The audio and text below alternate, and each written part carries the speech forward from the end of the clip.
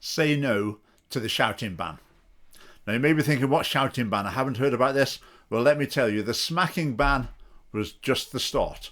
The sort of people who are campaigning for the smacking ban are now beginning to turn their attention to what will become a proposal for a shouting ban.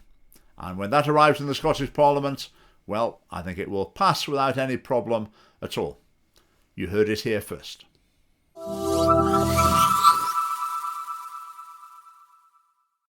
few years ago when I was teaching, I was taking a model making activity. So I had about 10 boys in my classroom, aged 10 to 14, and I could hear the various conversations as they were getting on making their models. And one older boy asked a younger boy, where do you live?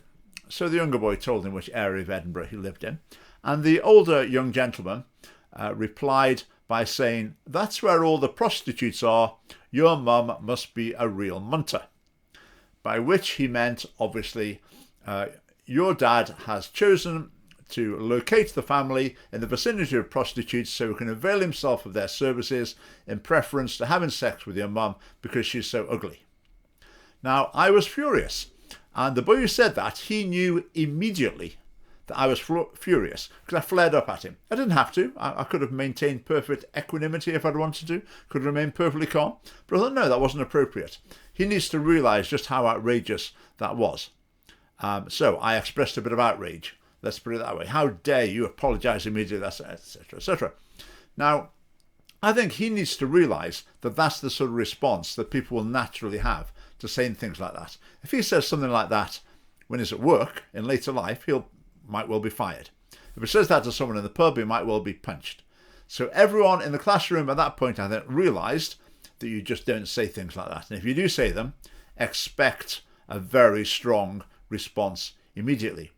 So from my point of view, I'm thinking, okay, a job well done. He's learnt a lesson there, a valuable lesson. Whereas other people would look on at that and think the poor boy who said that, he's now been scarred for life, having suffered this verbal abuse, and that should be a crime. That's the way a lot of people would look at that. And they're the people in power and with influence in this sort of area in Scotland. Now, I'm going to talk about this a little bit. I'm going to show you some clips from a video from a new charity that's been set up to campaign against what they call verbal abuse of children. Words have power, especially for children. They shape who we are and who we become. The things adults say to us when we're young stick with us. Warm and inspiring words build us up and are one of the essential building blocks we all need to thrive. Hurtful words knock us down and leave invisible scars for a lifetime. Now, of course, that's partly true. Children need building up. They need warm and encouraging words, and lots of them, obviously. But the idea that if they have anything other than that, they can be scarred for life, I don't really buy that. I don't buy that. Now, what are these hurtful words? They gave some hints there, but let's see if we can get a definition from these people. In fact, verbal abuse in childhood weakens the foundations of our developing brains, causing lasting damage. Well, that sounds pretty dramatic, doesn't it? It sounds like they're saying if you don't say the right things to children, you're going to cause brain damage. It's pretty extreme. Now, anything that you experience or you learn to do or whatever, it has an impact on the brain, leaves an imprint on the brain. So saying that something affects the brain doesn't actually mean very much. But what they're trying to say is if you say things that are not warm and encouraging and gentle, basically you can ruin a child's life. And I think that seems a little hysterical. Now, we can all imagine the situation where you've got a parent, say, screaming abuse at a kid morning, noon and night for years. Obviously, that's going to do damage. But is that what they mean? Are they really talking about these extreme cases, or are they talking about things that would be accepted as more normal parenting? Well, let's have a look at their website, shall we? Their definition of verbal abuse, and it includes things like blaming. So if you say to a kid, I told you not to do that, now you've done it, and look at the mess we're in. That's your fault. That would be blaming, scarred for life if you do that. You shouldn't do that because that's verbal abuse. Insulting.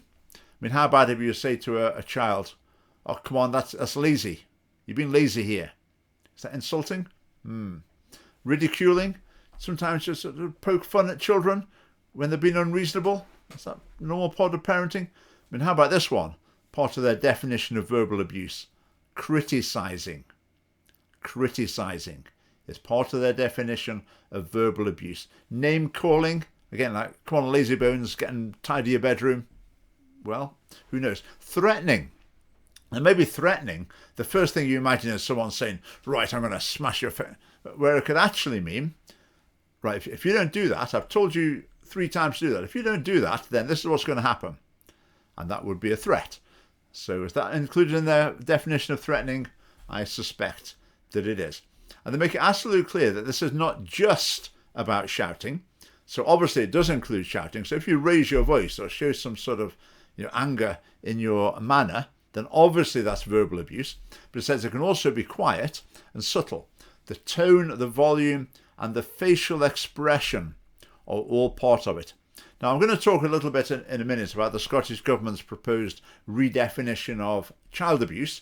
And part of their redefinition of child abuse was to class exposing a child to anger as a form of child abuse. So you get this, so if your face looks angry, then that can be a form of abuse as far as these people are concerned. So you can see their definition of verbal abuse is quite vague and extremely wide. And this is being judged by the standards of people. If you were to meet them, if I were to meet them, I would probably find that they were sort of hyper gentle. If I saw them dealing with children, it would be all, oh, is that okay? Is there anything? It would be really, and if I was having a conversation with them, I might even feel a bit frustrated at them because they're like treating it like a counselling session. And I just find it hard to get on with people like that sometimes. Yeah, but that's fine. Everyone's different. Absolutely fine. The problem here is people of this sort of hyper gentle approach to children in particular, they want to enforce that on everyone. And a classic example of this is someone I know worked in a school in Edinburgh, a special school, where there was routinely appalling violence and abuse by pupils towards staff. And the staff were told that no matter what's just happened, no matter what's just been shouted at you, thrown at you, or you've been hit with, the response has always got to be, how can we better support you? That's always got to be the response. And that's embodying this philosophy. Because if you criticize them or blame them, well, that just makes it worse, because that's subjecting them to verbal abuse. Together, we can end the verbal abuse of children. Words matter. Let's build children up, not knock them down. Now, as I said, we've been here before because I think it was 2018. The Scottish Government came up with a proposed redefinition of child abuse, and it was absolutely insane. It was, I mean, the things it covered under child abuse were absolutely ridiculous. Make a child feel that their viewpoints are not being valued. It was this sort of thing. And that spirit is still there. Now, why didn't the government press on with that? I think maybe they realised that they'd be in for a bit of a fight if they went down that road. Maybe a sort of named person scheme Mark II type saga. So they backed away from it. But it is going to come because the establishment, the charities, so-called government-funded charities, the social work establishment, the educational establishment, they're all going to be pushing in this direction. The children's rights advocates. When it gets to the Parliament, they will be pushing on an open door. Now, like the smacking ban, they will use examples of the extreme, and that will help generate support for the measure, and they'll use it to ban a lot of behaviour and ways of communicating and dealing with children that are actually perfectly normal and extremely useful. Another way of looking at this sort of step is it would be sort of a bit like a dad ban. Like, dads are not allowed to act the way that dads would naturally act. They might be a bit firmer and straight down the line. The mums might be a bit more sort of pastoral and restorative and relational. But they're basically saying everyone has to be like mum. The more feminine typical characteristics, that's the way everyone has to be. So just to conclude, verbal abuse of children, is it real? Yes. Is it damaging? Yes. But what they're after with this, it's not those sort of extreme cases. They're trying to look at things like if a dad says to a boy, "Oi, tidy up your mess, don't be lazy," they would want to say, right, can we talk to you about that and help you to see that that's not the best way? You're actually causing damage.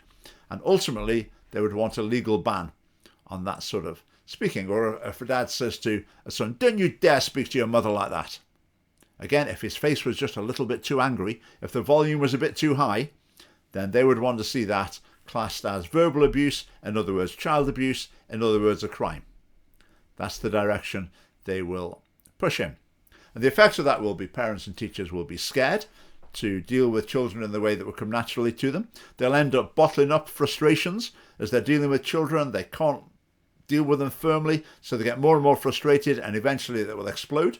And that's not helpful at all. And overall, it will undermine the authority of adults when dealing with children. It would also lead to men increasingly, as is already happening, feeling they want to opt out of having anything to do with children, because you have to deal with them so gently that it just doesn't come naturally to a lot of men. That's not the way they naturally relate to children. So they just think, oh, I'm going to pull out. I'm going to leave it to other people. So we're already going down that road, in schools in particular, and it's not going well. But the push will be from the establishment to go even further. So it's coming. I can't put a date on it, but it's on its way. And when it does arrive, say no to the shouting ban. And remember, you heard it here first. Right, don't forget your ticket for our conference coming up on the 11th of November. It's a Saturday afternoon. Just £10 for your ticket. Non-members welcome. There is a link below. Right, thanks for watching.